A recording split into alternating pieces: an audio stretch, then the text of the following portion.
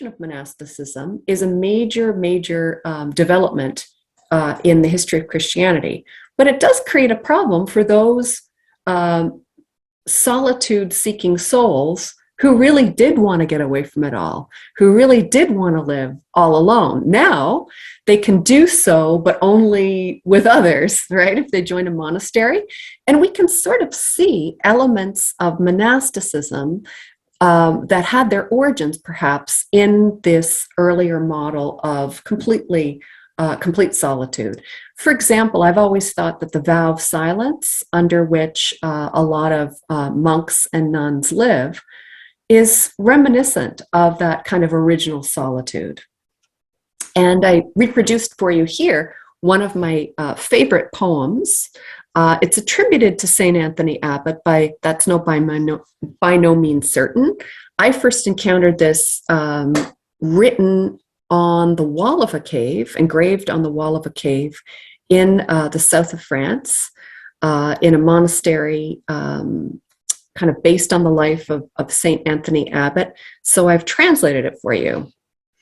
I have entered into the caves and caverns of the cliffs to search for that profound silence that reigns buried in the entrails of the earth.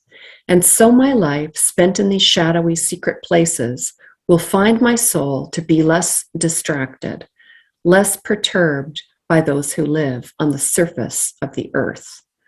Right? So in this poem, the ascetic, the hermit, the recluse, is kind of drawing a distinction between really what one can learn from being in nature alone, one can learn from living in really at the outskirts, way beyond any human companionship.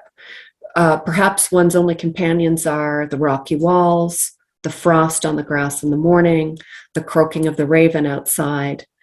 These things calm and still the soul. That really is one of the things that people have been searching for when they search for solitude.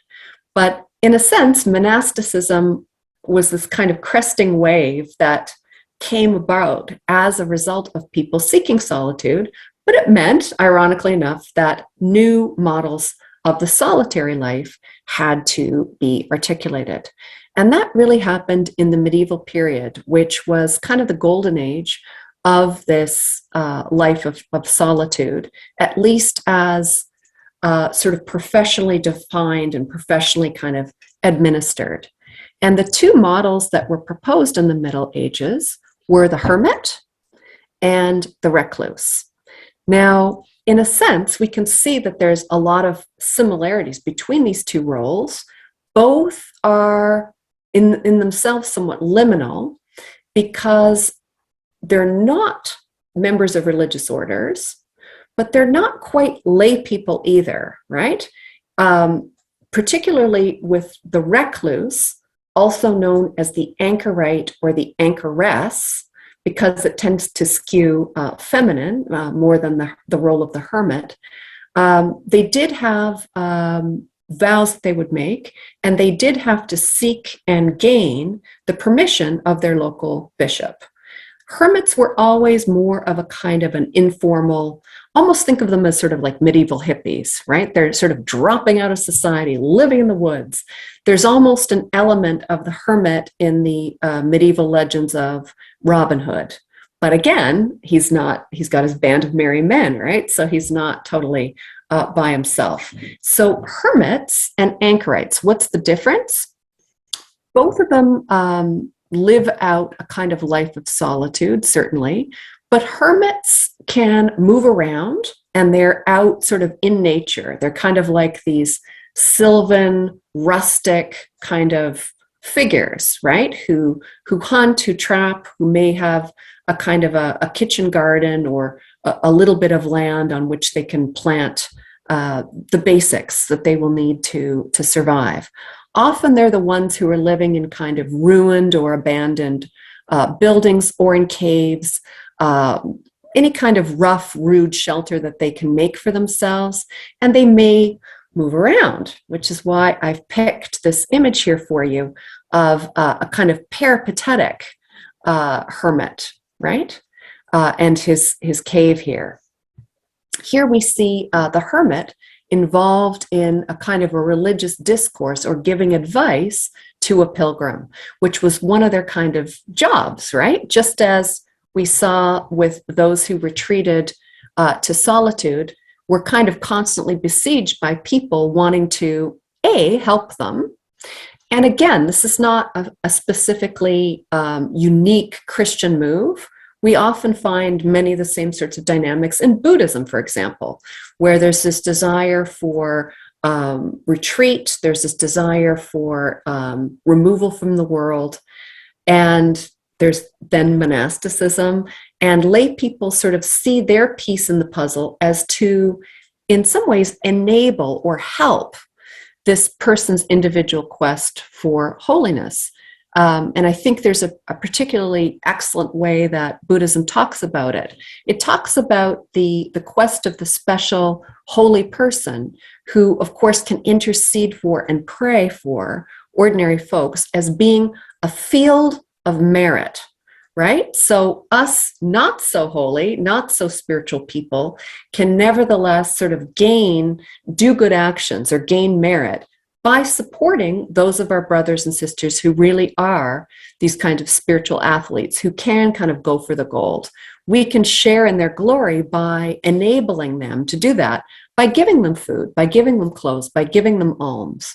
But of course, while we're there, maybe they could help us untangle this little family quarrel, or they could help us understand what the psalm means, or they can tell us how do you mend a broken heart, or whatever it is that the person needs advice on. Okay, so hermits tended to be these sylvan, woodland dwelling, kind of spiritual adepts. Okay, and their role was less regulated, less kind of ruled over than were the other type, anchorites.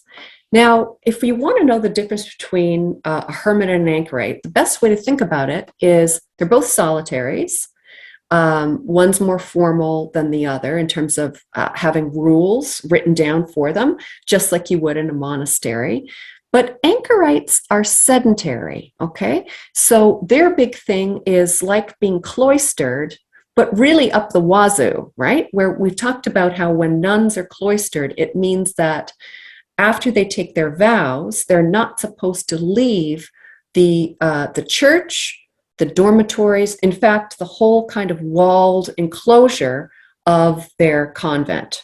For an anchorite, an anchoress, or a recluse, however, those are all synonyms, it's even more tight than that because you're never supposed to leave your actual cell, okay, your actual dwelling, which could be very, very small. Typically, when you're thinking about a recluse's cell, you're thinking about something which has a little door, right? Maybe not even a full door, but like kind of almost like a half door, a window with a shutter through which people can give you food. They can take away your waste bucket, right? Because, of course, you're still going to be peeing and pooping like everybody else. They can give you water to wash. They can bring you letters. They can, this kind of thing. But there's the vow definitely of stability with recluses, whereas hermits are more kind of like wandering their merry way, through the woods and sort of living off the land, that kind of thing. So one of the vows that an anchorite would make would be of persistence, of stability. The idea was once you were in your little cell, you would never leave it again, right? You would be there permanently. And even at the pain of death, right? There are sad stories of anchorites who refuse to leave their little cell, often attached to a church or to a city wall, even at pain of death, right? So in terms of like if a fire erupted, they took their vows so seriously they wouldn't even flee in that kind of a situation. So partly because I've studied anchorites more, much of the rest of my talk is going to focus more on this form of solitary life. And interestingly enough, it seems that there were more, while both sexes did both roles, there were female and male hermits, there were male and female anchorites. It does seem that there was more of a tendency of women to be attracted to the life of the anchorite and men to be attracted to the life of a sylvan hermit. Okay. Now, one of the kind of coolest, but also kind of freakiest parts of the whole anchorite story is that part of the sort of ethos, part of the spirituality of being enclosed in this little small cell is that you can say, ooh, it's so claustrophobic. It's almost like a tomb. Yeah, that was the kind of the point. The idea of becoming an anchorite is that you're withdrawing so much from the world that it's almost like you're already dead, right? And we can sort of see this with a lot of the rituals, a lot of the rules and regulations guarding an anchorite's behavior, and a lot of the choice of the prayers, the hymns, the psalms that were sung or chanted when an anchorite was enclosed in his or her, usually her, cell, right? Now, I've put in my notes here that anchorites lived a life of almost total silence. I'm not really convinced that has always been the case. It seems to have been a model, and yet there were also a number of exceptions. And you can sort of get much more of the kind of contours. I know you're reading The Call of the Desert for this. This is an excellent piece by Peter Anson, this one here, where he's talking about the life of anchorites.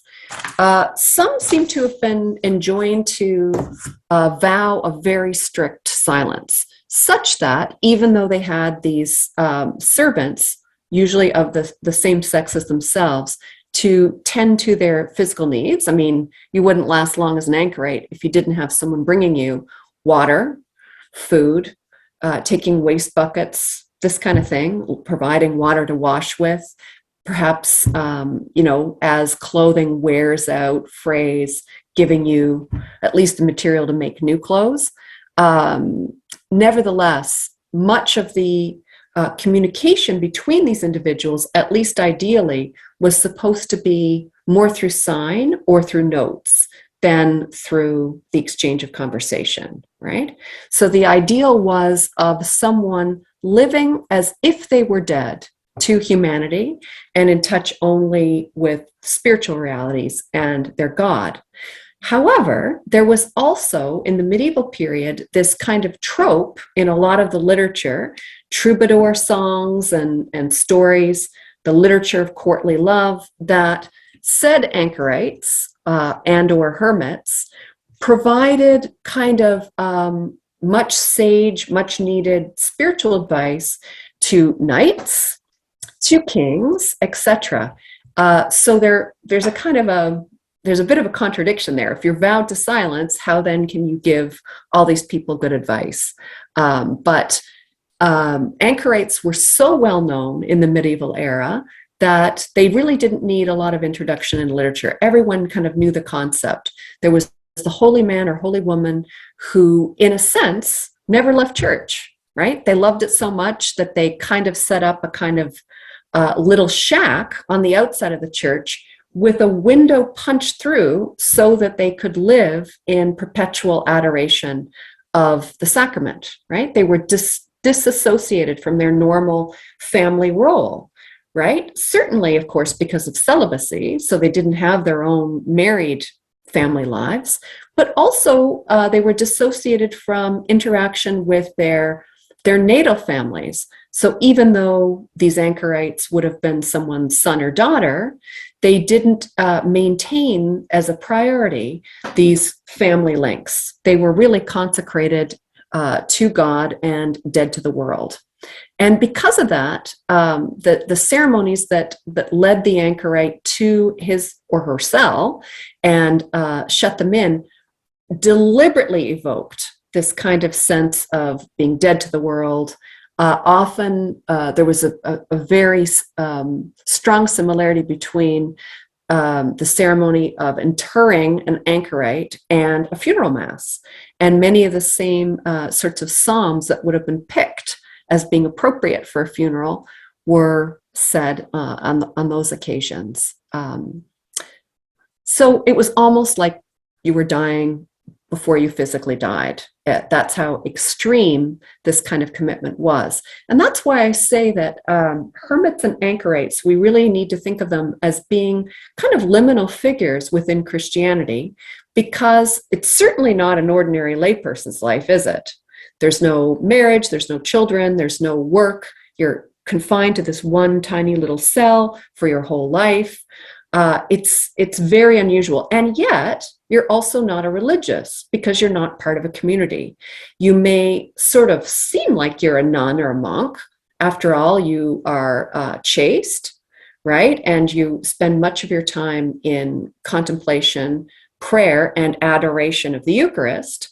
So you almost seem like, in a way, you're your own thing, which was, in fact, the case.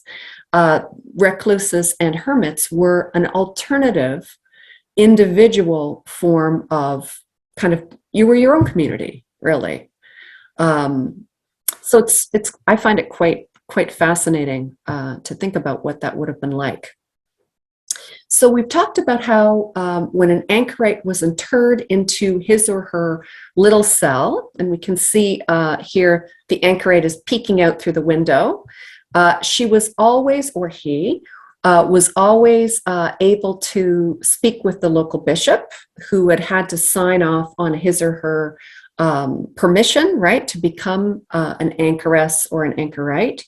They also would break their vow of silence, if they had one, for their confessor, right? Because, like everyone else, they needed to confess their sins, and they needed to do so to a priest.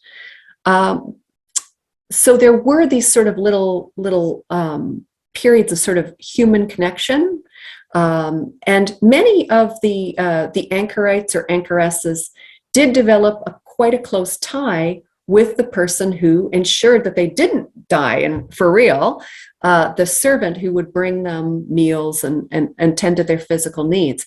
Even if this wasn't a conversational kind of relationship, nevertheless, often there was this sort of intimacy that built up over years of seeing one another, right? Even if it's only through a window. Now, so the death stuff, anchorites often were seeking, through silence and through this difficult vocation, really to mortify their flesh, okay? And when I say mortify in this context, I mean it in the medieval way. Like, we still use the word today. We say, oh, I was so mortified when that picture of me was on Snack Chat. Oh, mortification. But when we talk about mortification in this way, we don't mean it's embarrassing. We mean it's a deliberate self-chastisement, right? So to mortify the flesh is to try to teach your body who's boss, okay? So this body is going to be all about praising God. There's not going to be room for anything sinful. There's not going to be room for gluttony or lust. I'm going to kind of starve and beat it all out of myself, is kind of the basic idea. And of course, anchorites and hermits weren't alone in this. This was something that was widely practiced, particularly by the religious, but also by some pious lay people.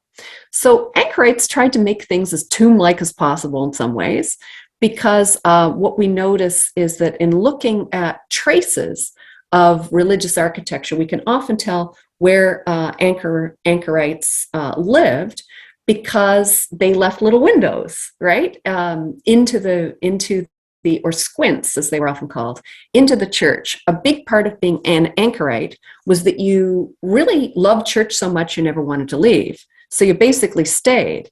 And the little interior windows into the church were often placed so that the male or female anchorite could look through them and have a view of the altar with the tabernacle, and know that inside was the consecrated host, so that they were continually in the presence of Christ, right? This was a big draw for many anchorites, to be able to to perpetually adore and venerate, worship Jesus in his form as the consecrated host. Right? So the anchorite goes in, and there's all of this sort of ritual reminiscent of mourning masses, funereal masses, and then the door shuts behind you. Sometimes it's bolted, sometimes it's locked, sometimes it's even walled up, right? And what's left is basically little windows to the outside world and into the church, through which you can get food, water, and waste buckets exchanged, and the little window into the church through which one can receive Holy Communion, right? Because the anchorite is there as a part of the life of the church. And think about what that must have been like for the parishioners, right? So the parishioners come in for a Sunday Mass, and they know that there's someone kind of watching the whole thing from inside this little cell. They know that as they're watching the Mass unfold, as they're singing or praying, so is this sort of hidden presence on the other side of this wall. And they may have even tried to sort of look to see if they could see anything of this hidden person. They would have certainly watched as the priest walked over and kind of placed the host through the little window or door onto the tongue of the waiting anchorite. Most morbidly of all, and this was a real feature of medieval anchorages, is that in some cases, anchorites were encouraged to dig a little bit of their own grave every day, right? To remember that in the midst of life, we are in death, and to be really encouraged to think of themselves as being dead to the world, but alive unto Christ. So imagine you're in this tiny little cell that's maybe, 6 or 7 feet long by maybe 4 or 5 feet wide. And within this cell, you also have your own open grave waiting for you to die. I mean, it can be pretty grim. So the idea was that literally the wall is never unblocked, that the door is never unlocked. You're in there for good in life, as eventually in death as well. Now, there was a more cheerful side to anchorite life, and I will be getting to that in a little bit, because I don't want to make you think that these people were so completely morbid. There were the kind of bright sides of being an anchorite as well. Okay. But one of the biggest things that seems to have attracted anchorites is this proximity to the holy, right? Many anchorite cells were built on the outside of churches right around the sanctuary. And you'll remember from our sections on church architecture that we just did very, very recently, that often churches are sort of describe a cross or cruciform figure. You've got the nave, right, down here, which is like the kind of legs and torso of that cruciform figure. You've got the transept, right, which is like the arms of Jesus on the cross. And then you've got the sanctuary, which is where the altar is. And it's the holiest part. It's like the head of Jesus as he's hanging on the cross. And the altar is sort of like his forehead, right, or his temple. It's right up here. What we find is that the little anchor holds or anchorages tend to be built out from the sanctuary, so that the male or female anchorite within them could look through these little windows known as squints. There is a proper name for it, but I wasn't able to find it in time to put it in the lecture, so that the person could kneel here or sit here and look through, and they would have this perfect view of the host and of the altar. And often you can see the squints would be made in this kind of cruciform shape, just like the church itself described a kind of cross. You can see here's the choir. And in this image, you can see the little anchorite peeking through, it's a female in this case, peeking through her little window and seeing spying on the priest as he is preparing Mass, right? So this was really, we can think about anchorites as being kind of super fans who just never want to leave. They love being in church so much, they just decide to live there, right? And they consecrate themselves to prayer and work in much the same way that a monk or a nun, a contemplative nun, would do. So prayer and work, what kind of work? Often religious work. Sometimes anchorites were scribes, so they would recopy devotional works or the Bible. Sometimes they were manufacturing religious items, right? So they would perhaps be making rosaries or sewing church items. Jean Lebert, who we'll be discussing in just a few minutes, our Canadian case study of an anchorite, was a very gifted embroiderer. And so she made chasubles and albs and altar cloths and all sorts of clerical vestments with her needle. And of course, this was invaluable in late 17th century France, where it had to be made or imported. There wasn't enough to go around. So these were considered to be very, very rich, very beautiful, necessary gifts that the anchorite could make with his or her own hands. Okay, I promised you the more cozy side of anchorite life, because so far it seems pretty grim. You're living in a tiny cell. You're living on the north side of the church. You're walled up. You can never leave. I mean, talk about, we talk about lockdown, shutdown with COVID. This was to the nth degree. I mean, at least, even during the worst lockdowns, most people could get outside. But so could some anchorites. So the sort of cozier side of being an anchorite. Well, for one thing, if you're not big on cooking, can you imagine? It was sort of like having Uber Eats delivered, because you had to have someone bring you food. You didn't have a kitchen. You didn't have anything to cook with. In some of the grimmer anchorages, you wouldn't have even had a working fireplace. You just would have been whatever temperature nature decided you were going to be.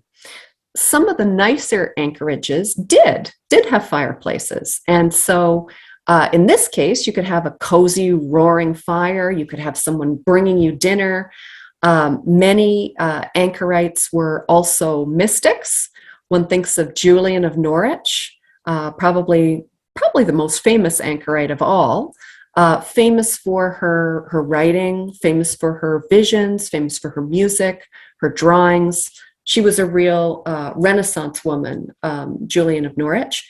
And she was actually one of the anchorites who was most famous for not only associating with angels, as we see them here, but she also was a big cat lover. And this was the one form of kind of companionship that anchorites were, non-human companionship, that anchorites were allowed to have. You think, cats could jump back and forth through these little windows outside. So they were in some ways the perfect companion. A dog would hate it. Dogs have to be walked, but cats sort of take care of themselves, and they can be wonderful companionship. So in addition to having servants, some anchorages even sort of showed that same tendency that we talked about at the very beginning, where the one person's holy life would start to attract others who would come and stay.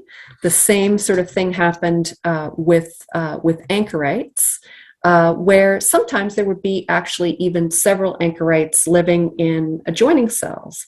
And so then it isn't really a life of solitude anymore, is it? Because you can communicate and have that kind of close proximity with others. So it wasn't all bad. There was a cozy side to it.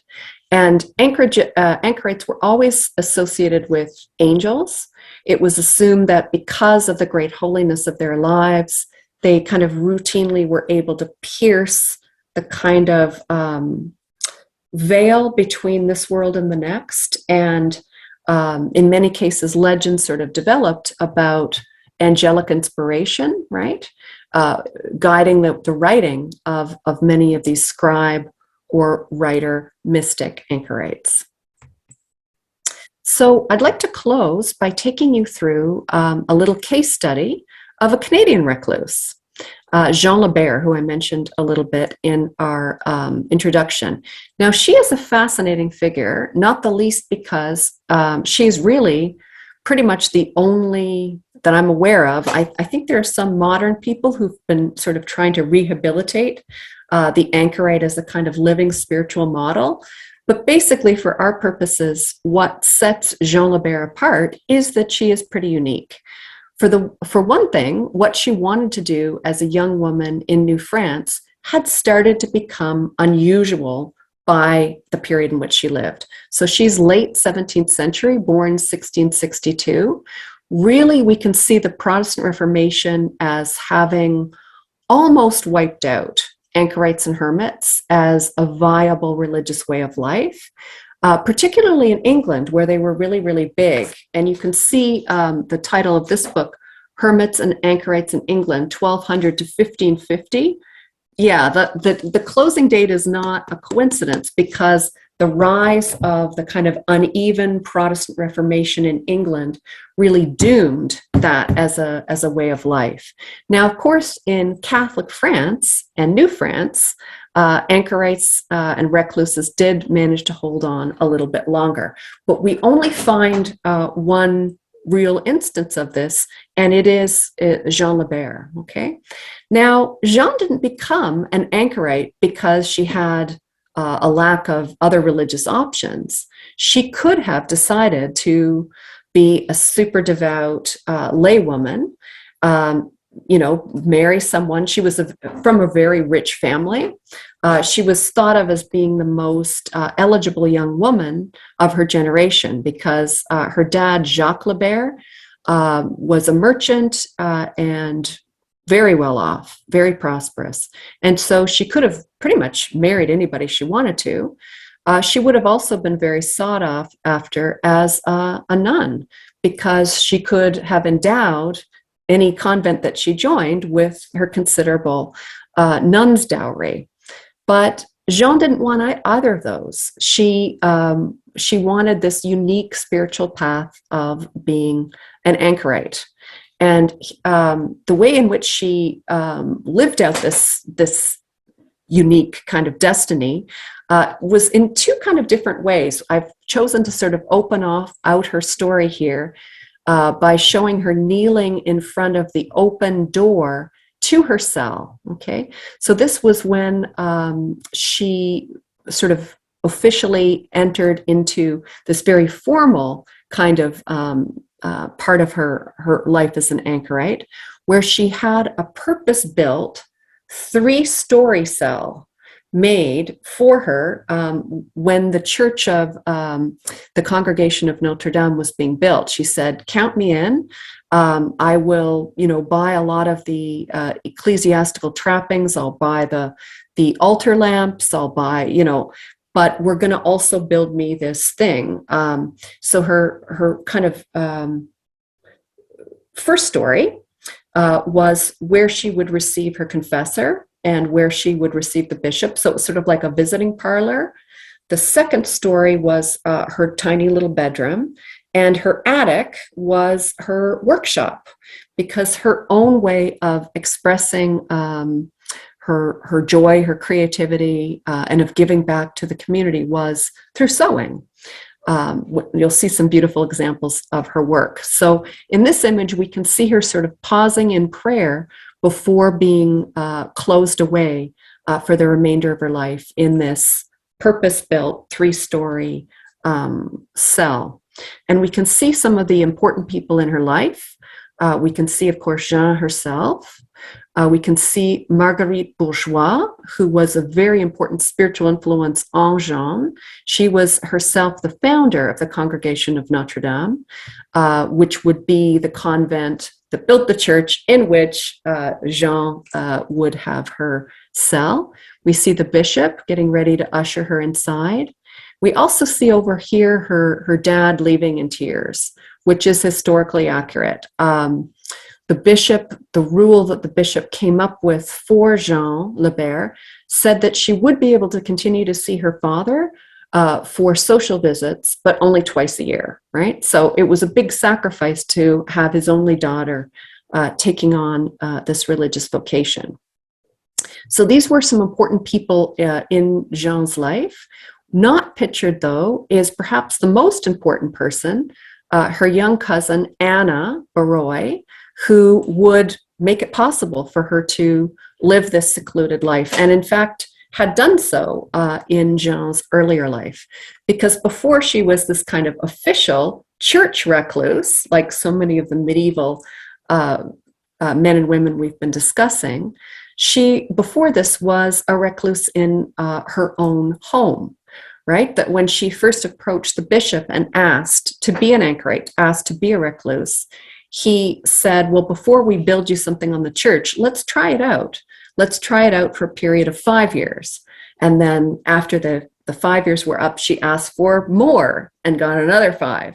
So she was already used to this sense of being a little bit in the world, but not of the world.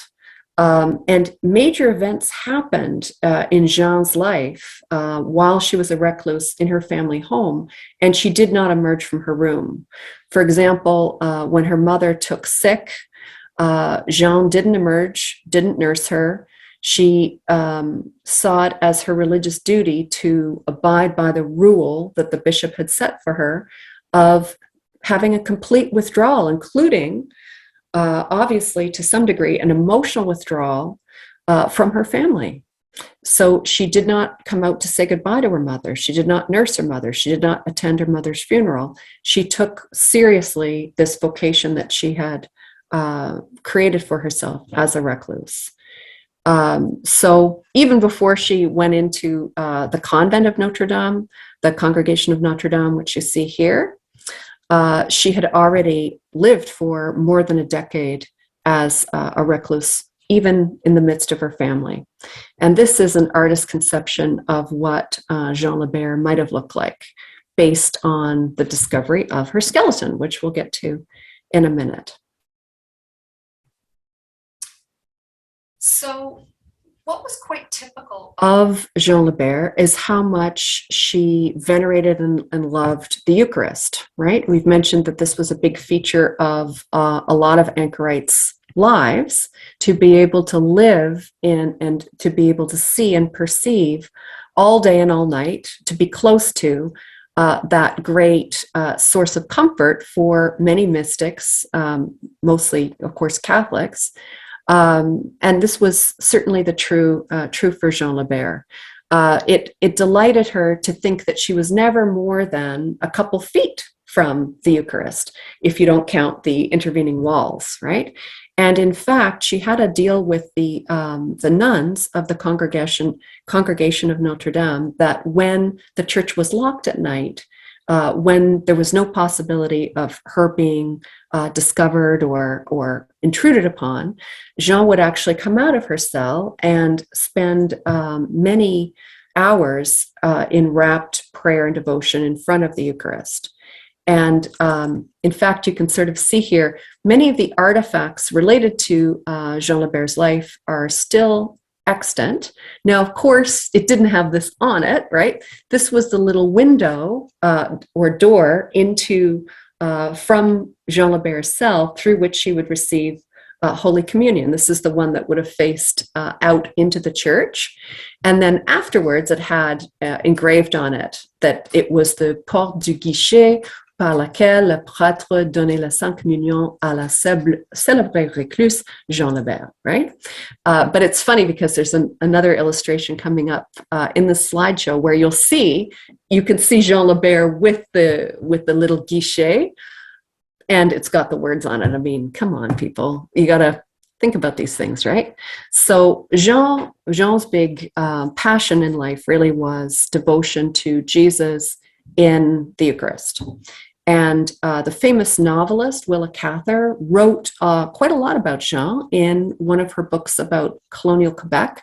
She's probably best known for My Antonia and Death Comes for the Archbishop, but she did also write about Quebec in Shadows on the Rock. And she has a lot actually in there about Jean Lebert. So it's worth reading that novel to kind of get a flavor of what Jean's life might have been like. So as I mentioned, her chosen work is sewing. She sewed two types of things: altar cloths, church vestments, so really fancy stuff. But she also sewed a lot of clothing for the poor. There's the what I mentioned, the little guichet that you can see the writing. It even has her death date there. And here she is sitting there. I mean, it doesn't make any sense. So she did the kind of highest kind of sewing, the most beautiful, with silks and velvets, but also did a lot of kind of rough and ready clothes for the poorest among the colony. And Jean lived at a time of a lot of warfare, a lot of turbulence. In fact, the title of another book, a lot of books about Jean are actually in French. She hasn't really meant the sort of leap over the linguistic divide that other figures like Marie de l'Incarnation have done. So this one, Jean Lebert, Recluse de Ville-Marie, this one tells us a little bit more about the constant warfare that she lived with. It says, Jean Lebert, la recluse au cœur des combats. So one thing that was really important to the colonists who indirectly kind of supported Jean and her religious mission was that she prayed for their safety, right? Recluses were thought to have almost kind of like a hotline to heaven because of the holiness of their lives. And so when Montreal was under threat from an English invasion, a lot of prayers that Jean Lebert wrote out on little devotional prints were highly prized. You know, if you had a prayer and a holy image like this, you would often like attach it to your house or church or barn, whatever you wanted protected, and it was believed to bring the intercession of that particular saint to help you. And so the prayer in her own hand has actually been conserved, as has a lot of the beautiful items that she sewed over her 32 years in isolation. Wrapping up here, I just wanted to note the kind of interesting elements of the afterlife of Jean Lebert. As I mentioned at the very outset, her way of life inspired an entire group of people in the 1930s to found the Recluse Sisters, right?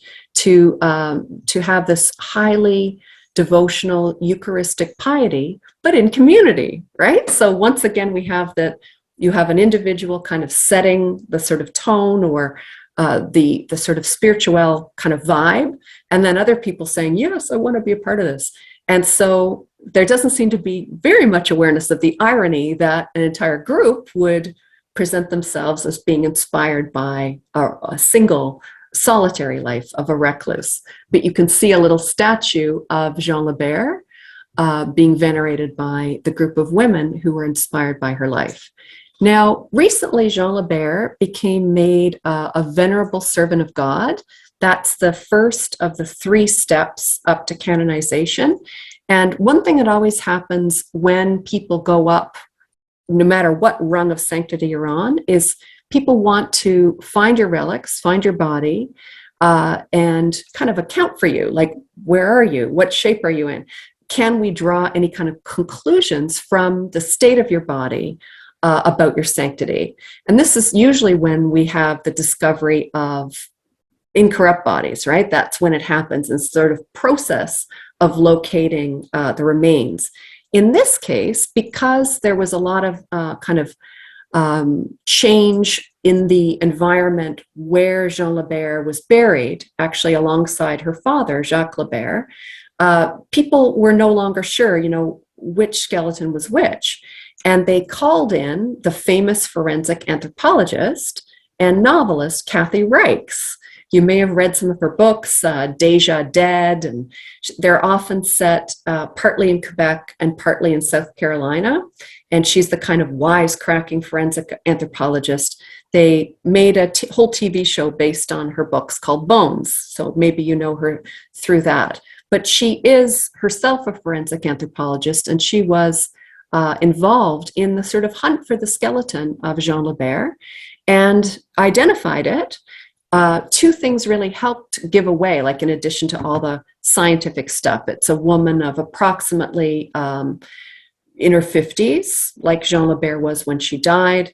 But the real giveaway, as they found the right skeleton, was little tiny notches in her both upper and lower teeth that came from snapping off thread, which of course Jean Lebert did all the time. She was an inveterate sewer, probably taking as much as 4 or 5 hours a day in embroidery. The other dead giveaway was the condition of this skeleton's knees. So even because she knelt so often in prayer, that the damage was not even just to the soft tissue, which of course had already gone, but you could even see indications that she'd spent a lot of time in prayer by the condition of her bones, right? So clearly this was the right person. So if you're ever in Montreal, now you can go and visit the burial, the tomb of Jean Lebert at the Church of Notre-Dame de Bon Secours. That's where she has been laid to rest. So that concludes our recorded lecture. I hope you enjoyed it, and I look forward to seeing you again, where we will talk about community, the sort of flip side of this dyad. Thank you. Bye.